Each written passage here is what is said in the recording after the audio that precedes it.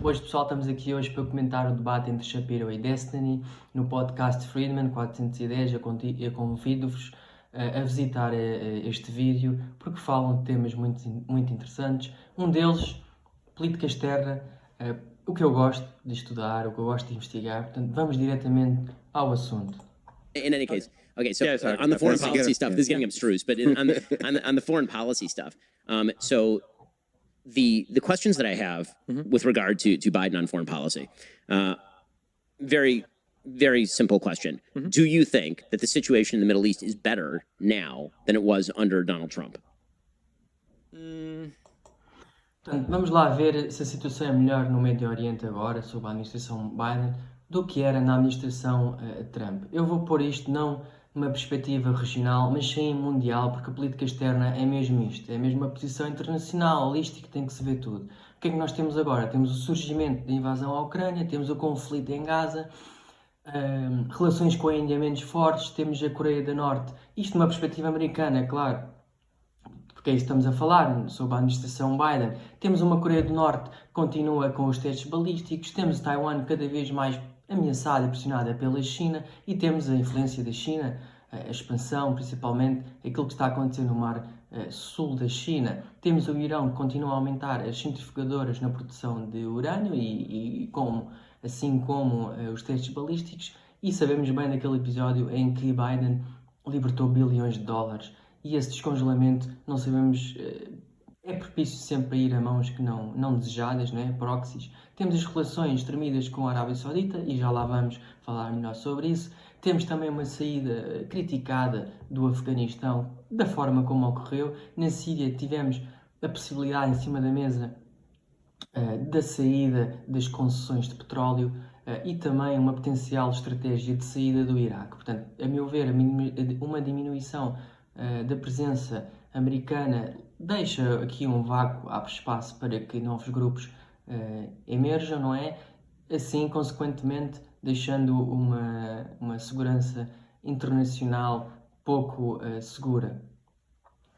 Com a Turquia, lembramos daqueles comentários que foram feitos por Biden em 2021, em abril, quando fez os comentários sobre o genocídio da Primeira Guerra Mundial. Aqui numa perspectiva de África, a África está em constante preocupação securitária, porque desde 1952, que já sofreu mais de 50 golpes de Estado, eu quero olhar para a África como a problemática de influência que a Rússia e a China estão a ganhar.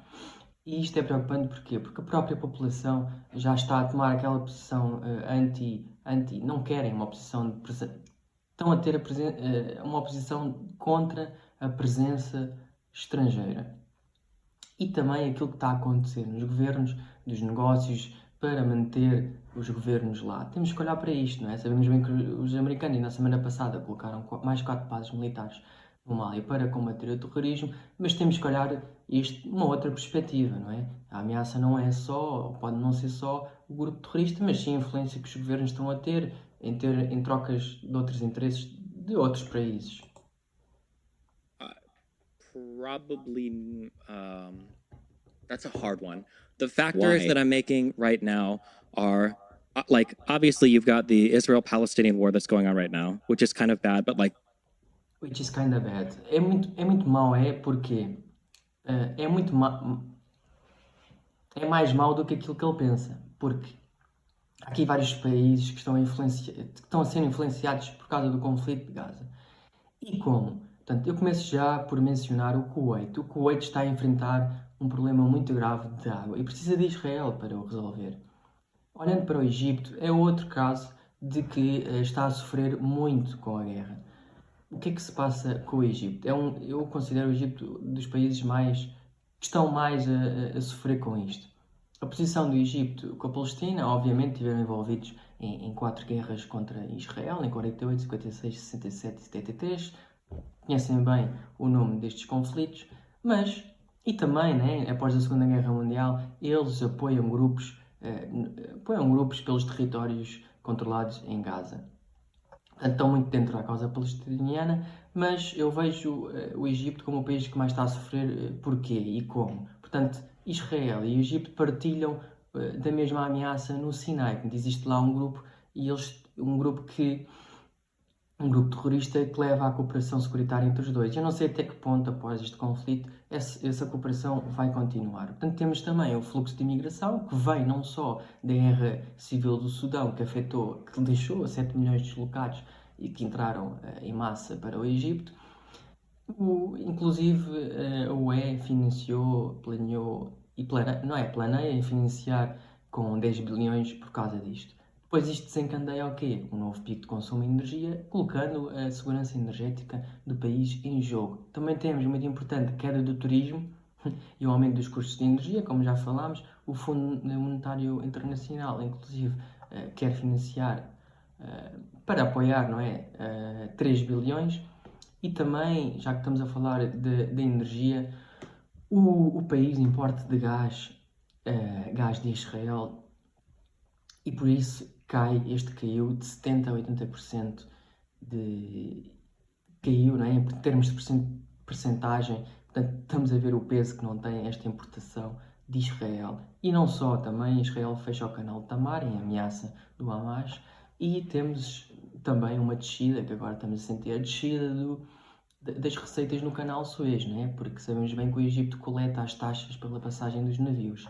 Uma que eu quero mencionar, que aconteceu em 2022, muito importante, que era a possibilidade, houve um memorando de acordo entre Israel e o Egito, que assinaram que Israel iria exportar gás para o Egito e depois ia seguir para a Europa. Portanto, temos aqui uma possibilidade de negócio que também está em jogo. Portanto, isto são resultados visíveis das consequências do conflito que está a ter, não é? Estamos agora, vou dar mais alguns casos de exemplo. Arábia Saudita, posição quanto à Palestina. Ok, sabemos que desde 1930 tem uma oposição quanto à criação do Estado de Israel, portanto opunha-se, não é? O rei Abdulaziz, na altura, ele não era contra os palestinianos judeus, mas era contra a integração,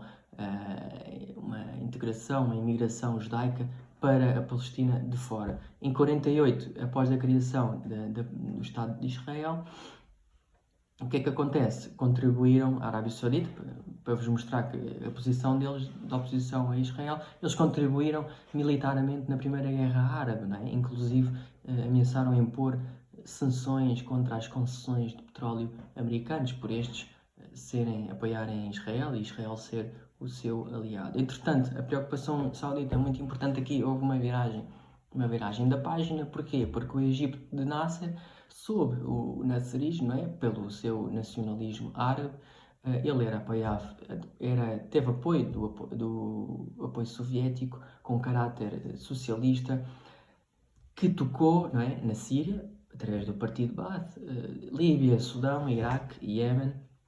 E, portanto, isto virou preocupação para a política doméstica e para os interesses sauditas. Aliás, o Egito apoiava movimentos revolucionários pró-nasseristas nos países que reagiam a este movimento. Um deles era a Arábia Saudita. Portanto, perspectiva na Palestina. Também existiam uns grupos, por esse motivo foram cautelosos em relação a outros movimentos de libertação, especialmente a grupos radicais de esquerda, não é? Os subgrupos panárabes, nasseristas e marxistas, com filiais na maioria dos países árabes, foram a força, não é? Foram a força dominante na política intra-palestina, até que vemos que já começou aqui a haver uma colaboração entre Israel e a Saudita, porque lutaram em conjunto as forças soviéticas no Iémen. Portanto, eles sentiram um cerco soviético e a ameaça socialista era bem vigente, tornou-se vigente não só fora, mas também dentro. Portanto, tiveram uma tentativa de golpe de Estado, não é? Portanto, aqui também temos que ver como é que a Arábia Saudita jogou no jogo de tabuleiro e apoiou o grupo Fatah e aliás, tentou convencer a América de que o Fatah podia ser considerado anticomunista. A meu ver, hoje o cenário é totalmente diferente, porque já não existe a ameaça soviética, mas sim o xiismo não só, também a sensação de cerca xiita, que está bem presente nas regiões, não é? Como bem sabemos, no Líbano, Iraque, etc. E outros grupos fundamentalistas. Portanto, vai querer o apoio de Israel porque partilham do mesmo inimigo. Portanto, e aqui existem percepções de colaboração, não é? Que levam à normalização destas relações e coisas em comum com Israel. Portanto, podemos apontar já para a defesa saudita contra os mísseis Houthis, não é? Que ajudam a proteger também os interesses securitários de Israel. Em 2021 surge a possibilidade de adquirir sistemas antimíssil e em 2022 existe uma cooperação de desenvolvimento de renováveis entre empresas e em 2023 a construção de uma linha de conexão norte a sul. Mas estas colaborações com Israel não foram tão fortes como os Emirados e já lá vou. Portanto, qual é a posição dos Emirados relativamente à Palestina? Portanto, eles, à semelhança da Arábia Saudita, opunham-se sim, e em 1980 já sentiam também, e depois, portanto, eles opunham-se a Israel, tanto que ajudaram financeiramente o Líbano contra Israel em 1982, quando houve aquela invasão de Israel ao Líbano. Portanto, à semelhança da Arábia Saudita, como eu estava a dizer, em 1980 o aumento do fundamentalismo aumentou, não é? Representou uma ameaça à estabilidade da Federação dos Emirados, à semelhança da Arábia Saudita, que tinha outra ameaça, não é? Aqui é perante o fundamentalismo islâmico. Portanto, temos aqui Emirados que condenam Israel, mas estão preocupados com este fundamentalismo que bate à porta, não é? Qual é o fundamentalismo que bate à porta? A agitação com os xiitas de viver no país e também a Irmandade Muçulmana. Temos os Emirados preocupados com a estabilidade política, que procuram uma resolução com o conflito de Gaza, e já vimos isto através do apelo que fizeram ao desarmamento da Hamas e à semelhança da Arábia Saudita, apoiam o Fatah como elemento de preferência. Eles sabem, né, os Emirados sabem que para alcançar a estabilidade, segurança e prosperidade económica tem que haver uma normalização, não é? Tem que haver uma resolução, que precisam de Israel também. Portanto, é bem vigente a partir de quando? 2020 começa a haver uma cooperação económica e comercial com grande peso. Portanto, isto torna-se um motor-chave da normalização entre os dois. Começamos já remoção ou redução das tarifas sobre mais de 96 produtos, estabelecimento de uma base de espionagem em ilha de Socotra, estrategicamente localizada perto do Iêmen. Israel vendeu um sistema de vigilância Falcon Eye, abre um gabinete em Abu Dhabi relacionado com energia renovável, tem um investimento estratégico de 14 milhões de uma empresa israelita, fornecedor de um sistema relacionado com tráfego aéreo e também revelou o seu primeiro navio não tripulado, que foram criados em conjunto. Os volumes de comércio bilateral não petrolífero entre os países atingiu mais de 2,1 mil milhões em 2022 e tem uma estimativa de 10 mil milhões até 2023. Para terminar estas coisas boas, né? Estas com grande impacto, também já existem cerca de mais de 1000 empresas israelitas a operar nos Emirados. Estão a ver o peso, não é? Já a Turquia luta pela causa palestiniana, porque desde já Erdogan abraça o islamismo político através da sociedade e da política, não é? Com o islamismo conservador. Por este motivo ele está envolvido em projetos de habitação, eletricidade, e apoia também o Hamas por ser afiliado à Irmandade Muçulmana. Desde já isto gera um desequilíbrio com Israel, não é? Até porque em 2021 descobre que há um dinheiro que vai para este grupo e bens que chegam através de 2 empresas turcas. Portanto, apesar disto, desde 1990 que existem negócios na indústria militar e outros também, né? A troca de comércio também tem o seu peso. De 96 com 400 milhões que passa para 1,4 bilhões em 2004. O comércio em 2022 contou com 9 bilhões e também em 2023 sabemos que entraram em contacto para cooperações em diversas áreas de energia, de tecnologia, inteligência artificial. Portanto, no entanto, após este acontecimento de outubro, eu vejo, não sei, Erdogan, pelos seus comentários, desagradou bastante Israel e precisa muito destes números para melhorar a sua economia, porque não está fácil.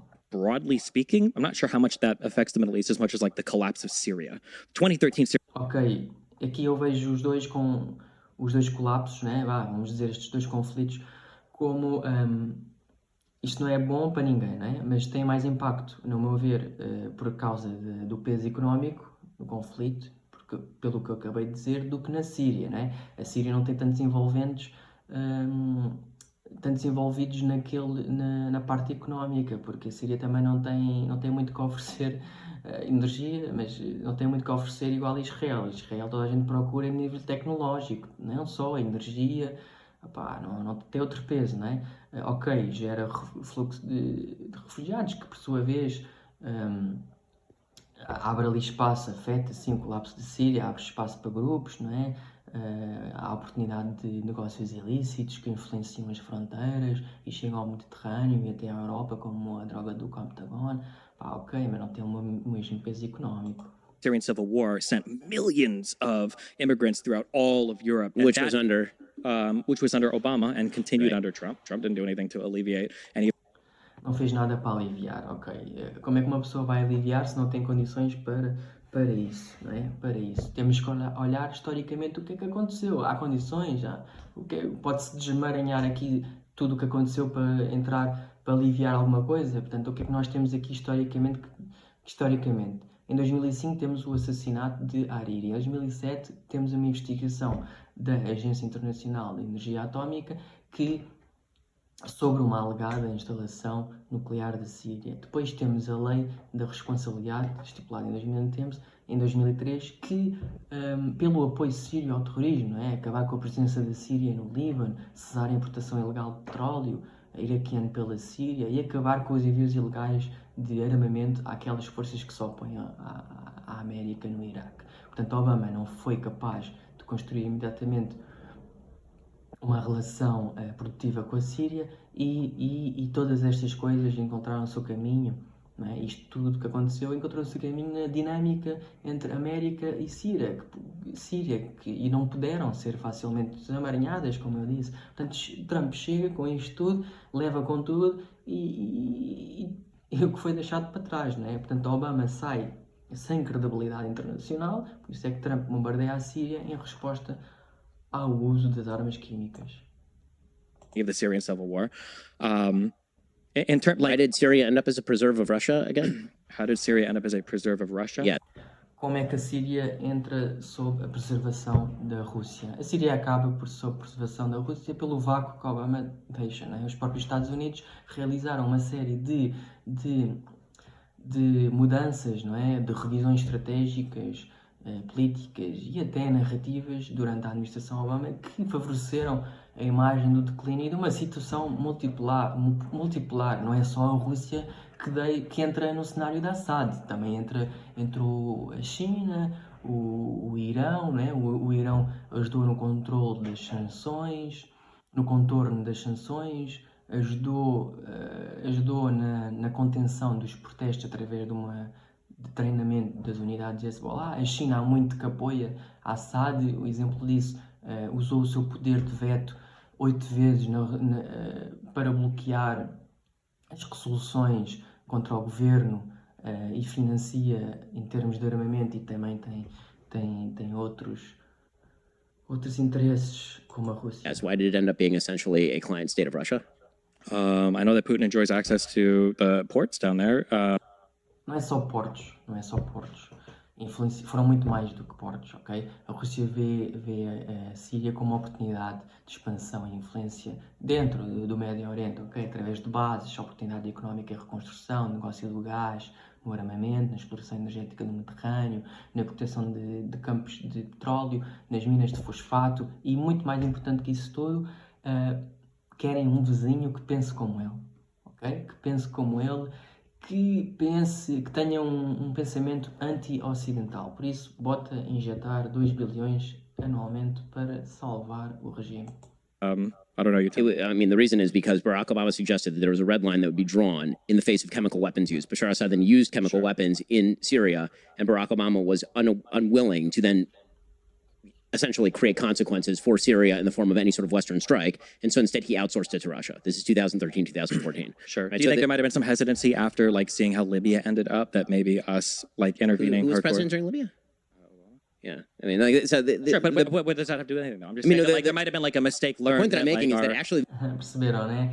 O que é que acontece? Ele quis tocar no assunto da Líbia, né? Porque a intervenção internacional foi muito criticada por diversos fatores, né? E Shapiro confronta a perguntar quem estava na administração e ele percebe-se que era Obama e depois ele diz que deve haver alguma aprendizagem sobre os erros. Portanto, o que é que eu tenho a acrescentar sobre o assunto? O assunto vem muito em disparo, não é? Precisava mais de contexto para argumentar, mas acredito que tenha existido muitos fatores para a intervenção internacional na Líbia, sim, e sob a administração Obama houve claramente uma distinção entre a situação da Síria e da Líbia. Portanto, no caso da Líbia, houve uma condenação internacional, ok?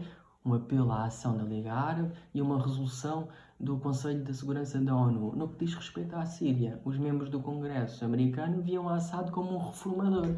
Por esse motivo, talvez não tenha surgido a opção de intervenção em cima da mesa. Porque é que o viram como reformador? Desde já acredito por dois motivos, porque não sei se tem a ver ou não, Assad, tomou uma decisão de libertar mais a economia e começou a haver umas melhores relações com os países da Europa e houve muito investimento estrangeiro, mas principalmente quando houve as revoluções na Primavera Árabe, ele, em muitas declarações, muitos discursos, disse que ia reformar o sistema, não sei o quê, para melhorar, mas depois, pronto, houve muitos protestos e foi o que foi, não é? the Middle East, I mean, just historically speaking, was historically good under Donald Trump. I mean, it's very difficult to make the case that either before or after Trump were better than during Donald Trump. Was like, it this good? is I an mean, area of, the yes. Syrian, I don't think that Trump contributed to the Syrian situation in improving much.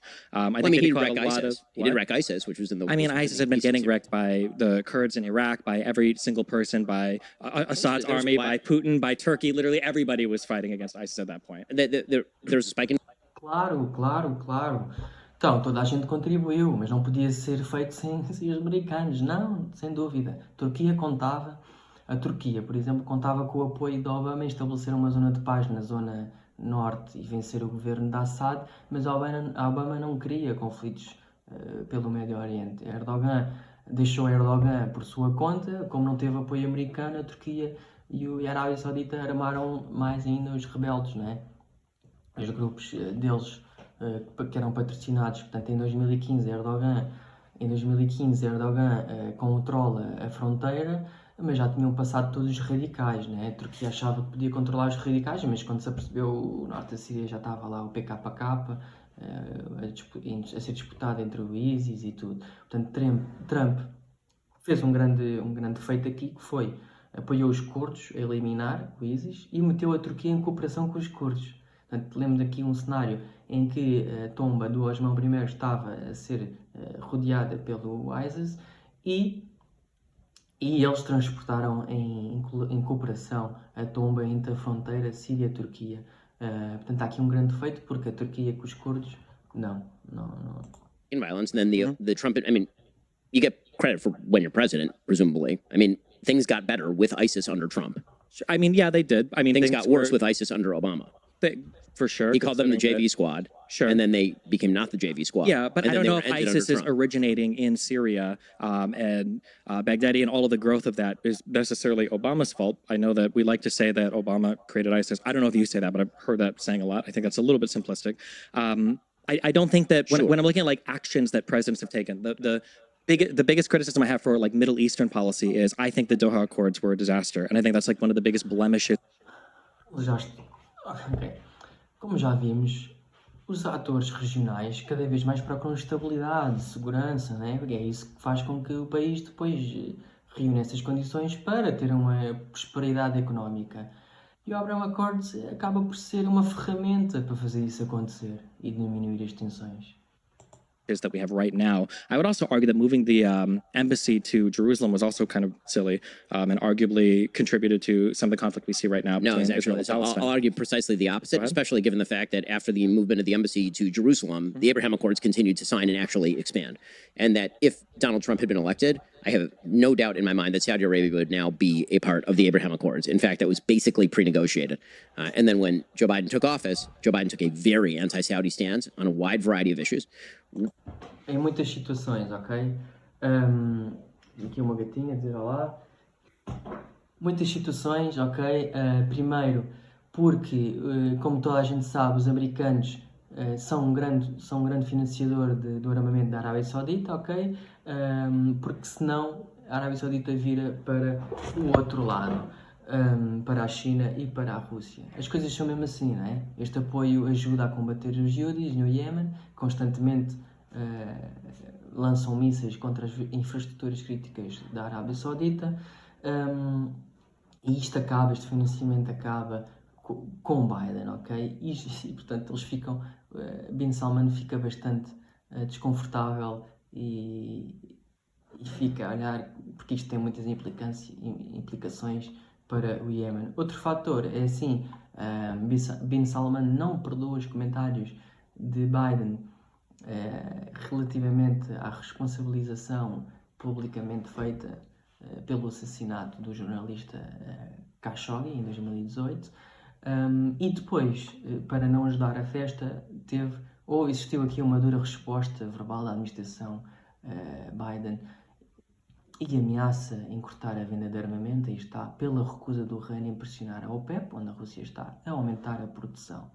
Portanto, em consequência destes três acontecimentos, a Arábia Saudita já diz, ok, nós conseguimos ser independentes dos americanos e olham para outros parceiros alternativos, como eu disse, a Rússia e a China. Portanto, o que era foco no governo de Trump em 2020, né, para que não acontecesse, aconteceu sob Biden em 2023.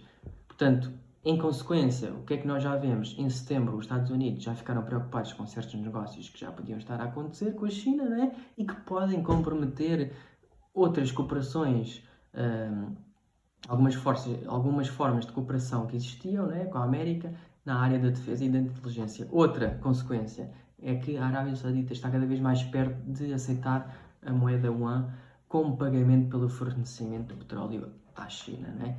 É outro preço a pagar pela política de Biden. The biggest single effect in the Middle East of Joe Biden's presidency, and again, I agree with you that not every foreign policy issue can be laid at the hands of a president.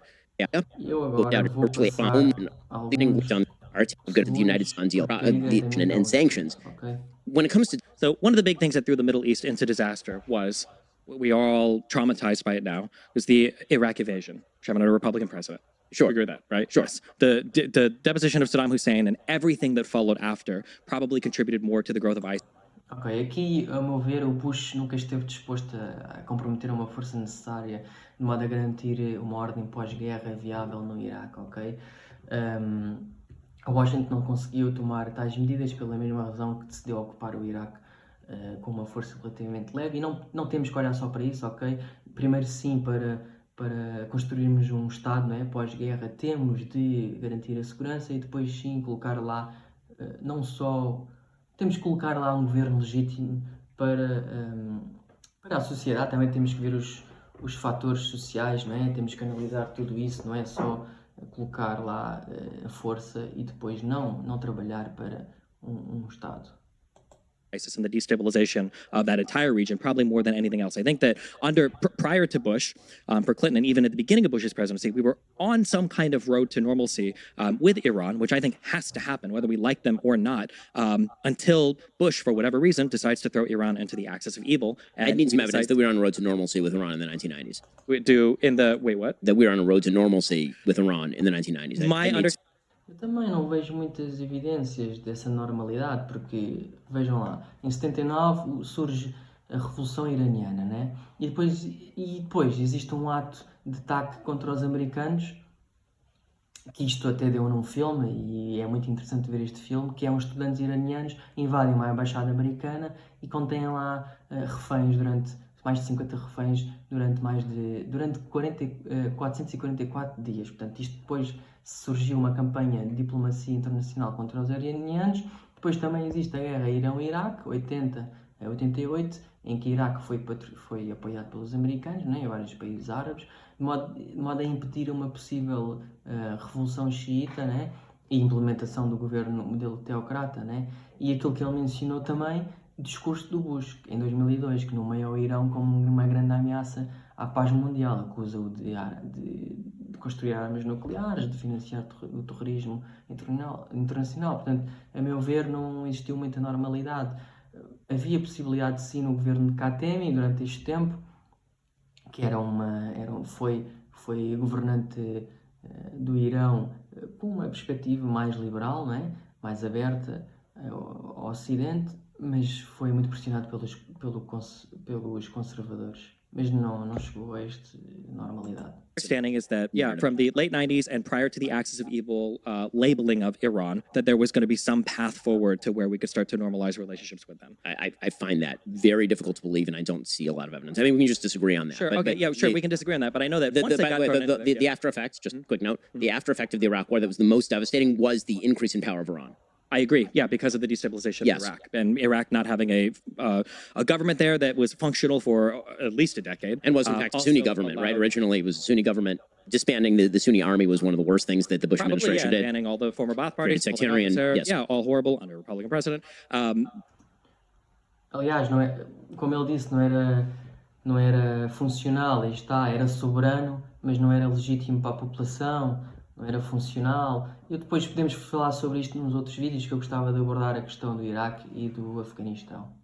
But don't disagree that that probably contributed more to ISIS, to the growth of power in Iran, maybe even to the destabilization of Syria, probably more than anything that Obama did.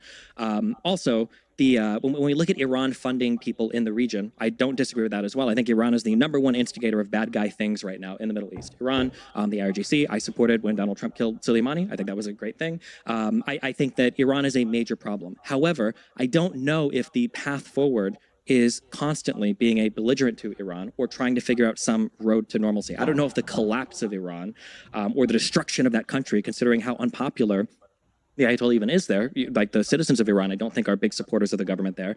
I feel like moving on a path where, let's do our nuclear inspections. We had that Iranian nuclear deal that Trump pulled out of. Let's do the nuclear inspections. Make sure you're not on the way to nuclear weapons. Let's unfreeze some funds. Porque não resulta, porque não resulta ter esta aproximação com o Irão. Não vale a pena culpabilizar Trump por ter saído do acordo, mas vamos olhar para aquilo o que é que o acordo estava a ser. Portanto, eles andaram a desenvolver trabalho nuclear no âmbito do programa de armamento às escondidas. Falharam em declarar instalações envolvidas e atividades relacionadas com a produção de urânio entre 2000 e 2018, né? Depois, muitas das vezes, as Nações Unidas disseram para parar a produção, não paravam. Depois a equipa quer inspecionar 4 sítios, só deixam 2. Depois quer ter acesso às câmaras e há imagens que não aparecem. Estas inspeções dão a sensação de que, como se eu tivesse uma empresa e soubesse que havia inspeção daqui a 10 dias e depois tenho tempo, né, para arrumar e fechar as portas daquilo que não quero que seja visto. Portanto, isto é um facto. Este facto é normal que o Irão, após este fato, é normal que seja considerado como beligerante, não é? Portanto, temos que olhar para estas coisas como porque é que não resulta. Não é saiu e por sair é que não resulta. Não, o que é que estava... Se existisse um acordo, mas não é funcional, pá, calma aí, é porque alguma coisa tem que ser trabalhada. Portanto, vou terminar por aqui o vídeo. Muito obrigado. Deixem as vossas considerações. É um vídeo muito extenso, muita informação pesada. Portanto, até à próxima.